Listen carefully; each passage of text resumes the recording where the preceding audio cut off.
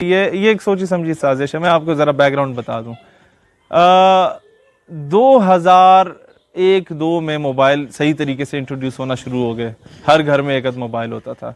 Late 1990s में mobile आ गए थे खैर, लेकिन 2005-6 तक तो बच्चे बच्चे के हाथ में मोबाइल आना शुरू हो गया। अब तो टिटके भी होते हैं, वो ABC बोले ना बोले मोबाइल पे पबजी खेल रहे होते हैं। होता क्या है कि आपका जो SMS पैकेजेस थे नए नए इंट्रोड्यूस हुए, तो कॉम वेली बैठी होती थी, उसके दो काम होते थे, या मिस कॉलें मारे दूसरे को, याद होगा आपको अपना बचपन, या दूसरा काम होता था मैसेज करे, जी मैसेज यहाँ से आया इसे फॉरवर्ड कर दो, नहीं तो आप 12 बंदों को फॉरवर्ड कर दो, नहीं तो अजाब आ जाएगा। अब वो मैसेज क्या होता था जनाब, 90% जो मैसेजेस थे वो लतीफ़े थे, और उनमें से 99% लतीफ़े होते थे पठानों पे, 1-2 लतीफ़े सरदारों पे, ये सिखों पे। अब जो पठानों के लतीफ़े होते थे वो पता नहीं कौन बैठ के वो लतीफ़े तरतीब करता था, और वो लतीफ़ा कराची में भी सुनाया जा रहा है, ये आपके रंगली में भी सुनाया जा रहा है, वो रंगवादे में भी सुनाया जा रहा है, और वो आपके जाके जनाब चकवाल में भी सुनाया जा रहा है। मेरी समझ से बालातर है। ये एक थ्रू प्रॉपर चैनल किया गया, क्योंकि जब जनरल ग्रेसी को कायदे आज़म ने कहा ना कि जाओ कश्मीर की आज़ादी के लिए फ़ौजें भेजो भारत के ख़िलाफ़, ही डिनाइड। पठान चले गए फाटक के, उन्होंने जाके भरगस निकाला हिंदुस्तानियों का। फिर जनाब जिहाद अफगानिस्तान हुआ, यही ट्राइबल एरियाज़ के पठान गए, उन्होंने जाके फिर मारा रशिया वालों को, उसको 6-7 टुकड़ों में तुर्कमानिस्तान, ताजिकिस्तान, उज़्बेकिस्तान में तकसीम करके। सुपर पावर थी रशिया, अमेरिका नहीं था उस वक्त, उसका गरूर खाक में मिला है। जब इन पठानों से अमेरिका को पता चला कि यार ये तो कुछ भी कर सकते हैं, अनएक्सपेक्टेड किस्म की कौम है, क्या करो, पंजाबी पठान में नफरत डाल दो। बलोच बड़ी इज्जतदार कौम है, बलोच को जाके बताओ पंजाबी सब कुछ खा जाता है। सिंधी मोहम्मद बिन कासिम के वारिस हैं, इनको बताओ जी तुम्हारा हीरो तो राजा दाहिर था। अब पता तो कुछ नहीं होता, पढ़े हुए जो नहीं है वहाँ इंटीरियर सिंध में लोग कुछ, यहाँ जिस तरह हमारे इंटीरियर पंजाब में लोग नहीं पढ़े हुए, बलोचिस्तान KPK में कई जगहों के लोग पढ़े हुए नहीं है, हर जगह का ये हाल है, लिटरेसी रेट है नहीं। अब जब उन्हें पता नहीं था, उनको ला के निसाब में ये चीज़ डाल दो, उनके ला के वो जाकिर और मौलवी को बता दो कि जी राजा दाहिर क्या ही बात है। उसे यह नहीं पता इन उल्लू के पठों को कि यार राजा दाहिर ने अपनी बहन के साथ शादी की थी ताकि हुकूमत उसे मिले, और फिर जितनी औलाद निकली नाजायज़ औलाद थी। अब लोग बड़े फ़ख्र से हम राजा दाहिर की औलाद हैं, शाबाश है, मतलब खुद बता रहे हैं कि हम हरामी हैं। ये चीज़ बड़ा दुख वाली बात होती है कि एक 17 साल की उम्र में मोहम्मद बिन कासिम आके सिंध को फतह करता है। आज अगर यही पढ़ा दिया जाता तो आज कश्मीर, बर्मा और फ़लस्तीन की बहन ख़त लिखने के बाद मायूसी का शिकार नहीं होती। मोहम्मद बिन कासिम रहमतुल्लाह अलैह हज़रत अली करमल्लाह वजहुल करीम के सबसे बड़े गर्विदा थे, उनके फ़ैन थे, उनके चाहने वाले थे। आज ला के बताया जाता है कि जी उनके मेंबरों से नाउज़ुबिल्लाह तबर्रा होता था। झूठ बोला जाता है इस कौम के साथ, और इसे एक सुन्नी शिया वाला खेल बना के बैठ गए हैं ये लोग।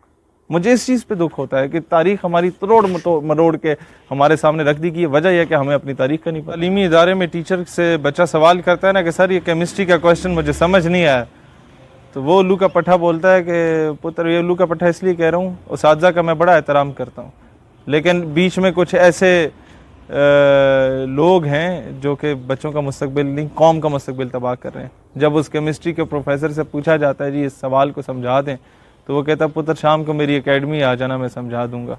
और जबकि एकेडमी की फ़ीस अलग से 5,000 है। ये जब से ऐसे लोग आए हैं ना, ये आपकी कौम की क्या तरबियत करेंगे? ये आपको बताएंगे महमूद गजनवी कौन था, शहाबुद्दीन मोहम्मद गौरी कौन था। इन्होंने खुद अगर पढ़ा होता ये, तो ये कौम के साथ धोखा ना करते, ड्रामेबाजियां ना करते। लिहाजा ये एक बहुत बड़ा माफिया है जो टीचर्स की सूरत में इस माशरे को तबाह कर रहा है। जब तक इस माफिया को ठीक नहीं किया जाएगा, कौम का मुस्तकबिल तबाह है। ये बड़ी बड़ी यूनिवर्सिटीज़ में ऐसे लिबरल और एथिस्ट टाइप के टीचर्स बैठे हुए हैं जो इस मुल्क का मुस्तकबिल देखें, मुस्तकबिल का army officer, bureaucrat, AC, DC, आपका एक अच्छा एंकर पर्सन, आपका वकील, इंजीनियर, डॉक्टर, ये सारे यूनिवर्सिटी से निकलते हैं, कॉलेजेस से निकलते हैं। जब यहाँ पर आके कोई उल्लू का पट्टा बता रहा हो कि पाकिस्तान बनने की तो ज़रूरत नहीं थी, हम इंडिया के साथ इकनॉमिकली बहुत बेहतर थे, तो ये बच्चा जाके किसी महकमे में या इदारे में जाके कौम की खिदमत करेगा? ये तो यही शशके के लिए जाएगा कि 2 गाड़ियां आगे हैं, 2 गाड़ियां पीछे हैं, साफ जा रहे हैं, गार्ड्स, गनमैन, बस। अच्छा देखा जाए मैं जब से नजरियाती फील्ड में गया हूँ ना, अल्हम्दुलिल्लाह अल्लाह की इतनी करम नवाजी है कि शायद मेरे पास वो प्राडो शराडो और ये चीज़ें सामने से ना गुजर रही हों, लेकिन मैंने बड़ी दुनिया को देखा है कि बड़े बड़े महल्लात में रह के भी आपस में लड़ रहे होते हैं, अफसुर्दा होते हैं। और मैंने ऐसी फैमिलीज भी देखी हैं जो साइकिल पे 4-4 बंदे जा रहे होते हैं लेकिन खुश होते हैं। ऐसे लोग भी देखे हैं कि वो इतना कुछ होने के बावजूद भी सुसाइड कर लेते हैं, घर से भागने पे मजबूर हो जाते हैं। और फिर जब आप नजरियाती ज़िंदगी गुजारें तो सब कुछ जो आप चाहते हैं अल्लाह आपको अता करता है। मुश्किलात ज़रूर आती हैं लेकिन अल्हम्दुलिल्लाह मुझे मिला सब कुछ जो चाहता था अपनी ज़िंदगी में। इस एज में अल्लाह ने कामयाबियाँ अता की अल्हम्दुलिल्लाह। अपनी पसंद की शादी हुई, अपना माशाल्लाह प्यारा सा बेटा है और अच्छी ज़िंदगी गुजार रहे हैं अल्हम्दुलिल्लाह। तो ये ज़रूरी नहीं था कि मैं 6-6 लड़कियों के साथ पार्कों में फिरता, गाड़ी में बिठा के फिराता, अब्बा जी के कहता कि प्लाट बेचो मुझे गाड़ी लेके दो। नहीं, उससे यही होता कि अभी भी तिलंगा फिर रहा होता किसी लाल कुर्ती या टेंच भाटे के बाहर, वो बाइक से सिलेंसर निकाल के हुर हुर करके फिर रहा होता। यही होता जो आज ये टिकटॉक वाले फिर रहे होते हैं। बिल्कुल। अच्छा शहीर भाई ये बताइएगा कि आप प्रेसिडेंट हैं अपनी तंजीम के, तो आगे आने वाले वक्तों में आप कौन कौन से इक़दामात हमने 8 जलसों का ऐलान 8 पॉइंट एजेंडा पे कंट्री वाइड जलसों का ऐलान किया। उसमें से जो लिखे हुए थे, खैर जो हमारा एजेंडा है जिस पे हम लोग पूरे मुल्क में जलसे करें, कराची निश्तर पार्क से हम शुरू करेंगे लॉकडाउन के बाद। नंबर 1 सबसे पहले तो आफिया सिद्दीकी साहिबा की फैमिली को हम वहाँ पर मदऊ करेंगे, उनकी आज़ादी की तहरीक को दोबारा से एक आगाज़ होगा इंशाल्लाह। दूसरा ये कि पाकिस्तान इंटरनेशनल प्रेशर में आके अपने फैसले ना करे, खुद मुख्तार कौम हो, आज़ाद रियासत हो हकीकी मैनों में।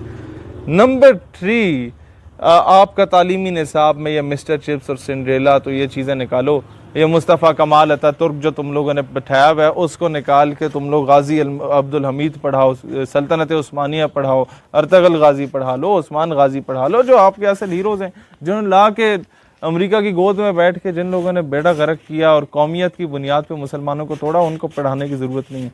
तीसरी चीज़, तालीमी निसाब आपका बेहतर हो गया, ऑटोमेटिकली बेहतर।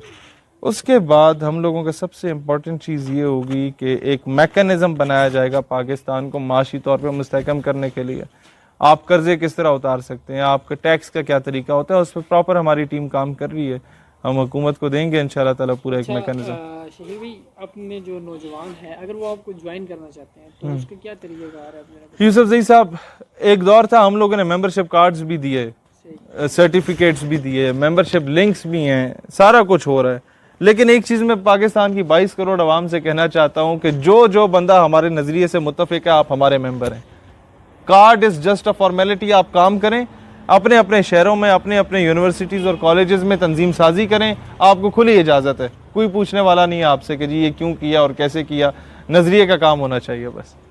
शहीर भी जैसे आपने कहा कि हमारे नज़रिए से मुत्तफ़िक हैं, आप खुला काम करें, मतलब अच्छा काफ़ी सारे नौजवान हमारे ये कहते हैं कि यार शहीर तो एक बड़ी फैमिली से होगा, पैसे वाला होगा, वो जैसे का बेटा होगा। मेरा वालिद साहब कहते हैं हम खेतों में हल चला के फौज में गए, ठीक है, वो एक अच्छे रैंक पे पहुंच के रिटायर हुए, लेकिन उन्होंने मुझे कभी ये नहीं कहा कि पुत्र ऐशी पटो। मुझे 40 रुपए मिला करते थे आज से 4-5 साल पहले रोज़ाना के। 20 रुपए का बंद समोसा, 20 रुपए का सर सैयद कॉलेज से वो मिलता था, FG सर सैयद माल रोड, वो कोल्ड ड्रिंक। अब मैं या कोल्ड ड्रिंक पीता था या मैं समोसा खाता था, बंद समोसा 20 रुपए में बचाता था। हफ्ते में 5 वर्किंग डेज होते थे, 100 रुपए की मेरी बचत होती थी। और यही मेरे क्लास फेलोज करते थे, कोई 10 कोई 20 रुपए हफ्ते के बाद आके वो इस तरह 100 रुपए या 50 रुपए आके जमा कराते थे और हम लोग तंजीमी काम उससे चलाते थे। तो हम लोग सारे सेल्फ मेड लोग हैं। मैंने पोस्टर लीवी और ये मैदे को उबाल के ग्लू बना के पोस्टर दीवारों पे अपने हाथों से लगाए। बैनर्स हम लोग अपने हाथों से लिखा करते थे, ये चार्ट्स बनाना, नारे भी लगाते थे। कारकुन की ज़िंदगी सुजुकियों से लटक के जाते थे अपने तंजीमी प्रोग्राम्स में। एक एक बाइक पे 4-4 बंदे बैठ के जाया करते थे कि यार पहुंच जाएं किसी तरीके से। पेट्रोल के पैसे, वो चौधरी फैसल का बाइक होता था पैडल के बगैर, उस एक पैडल होता था, दूसरे पैडल पे मेरे वो सारे जूते घिस जाते थे वो सिलेंसर पे। और उस तरह हम लोगों ने तंजीम शुरू की। ये तो बाद में वो अब्बा जी की गाड़ी का मैंने एक्सीडेंट मार दिया तो उन्होंने फिर कहा कि तू ही रख, तो मुझे पता होता मैं 4 साल पहले एक्सीडेंट मार देता। लेकिन मसला ये था कि सेल्फ मेड आदमी होता। मुझे शुरू में बड़ा अजीब लगता था कि लोगों के बच्चे ऐसी कर रहे हैं, हमें जो है वो लोकल धक्के खा रहे हैं इतना सब कुछ होने के बावजूद। लेकिन अब मैं शुक्रिया अदा करता हूँ अपने वालिदैन का कि आपने मुझे सिखाया कि यार लोकल सफ़र करते हो तो एक रेडी वाली की क्या तकलीफ़ होती है। जब मदरसे की दाल खाओगे तो तुम्हें पता चलेगा कि एक आम आदमी मजदूर के बेटे की क्या तकलीफ़ होती है। तो ये चीज़ें जब सिबी के बलूचिस्तान की और डेरा बुगटी की सख्त गर्मी जून जुलाई के दिन तुम बलूचिस्तान के सहराओं में रहोगे तब तुम्हें पता चलेगा कि यार वहाँ का बलोच किस तरह रहता है। जब इस्लामाबाद की सड़कों में तुम जनवरी की सर्द रातें गुजारोगे अपने तंजीमी काम के सिलसिले में तब तुम्हें पता चलेगा कि जनाब ये नदरन एरियाज़ का मजदूर तबका कैसे रहता है। तो ये चीज़ें इंसान प्रैक्टिकली सीखता है, ये इंडियन ड्रामे देख के इंसान नहीं सीख सकता। शहीद भी एक आखिरी पैगाम अपने नौजवानों को क्या दें? मैं नौजवानों को वही बात इंडोर्स करूँगा, बांग्लादेश के लोगों को ऐड करें और उन लोगों को बोलें कि जनाब हम आपसे प्यार करते हैं, हम पाकिस्तानी हैं, आप बंगाली हैं, असल हमारी एक ही है कि हम मुसलमान हैं। और जो इंडिया आपके जहन में जहर उगल रहा है, क्योंकि बंगालियों से मैं मिला मदीना शरीफ मक्का शरीफ में तो उनके अंदर एक नफ़रत पाई जाती थी हमारे बारे में, लेकिन मैं तो सही सीने लगा के मिलता था। मैंने कहा यार तुम मुसलमान हो ना, इधर उम्रे के लिए आए हो, हम भी मुसलमान हैं, ये इन चीज़ों से निकलो। और जो नफ़रत डाली गई है वहाँ पर एक थ्रू प्रॉपर चैनल काम किया गया। इंडिया ने 1947 के बाद से ही फोकस किया ईस्ट और वेस्ट पाकिस्तान को अलग करेंगे, हिंदू टीचर्स डाल दिए गए और उन टीचर्स ने बेड़ा गर्क किया वहाँ डिफरेंसेस कर करके। और कुछ हमारे बड़ों की भी मेहरबानी है कि मोहतरमा फातिमा जना यहाँ से हार गई थी, बांग्लादेश से जीत गई थी।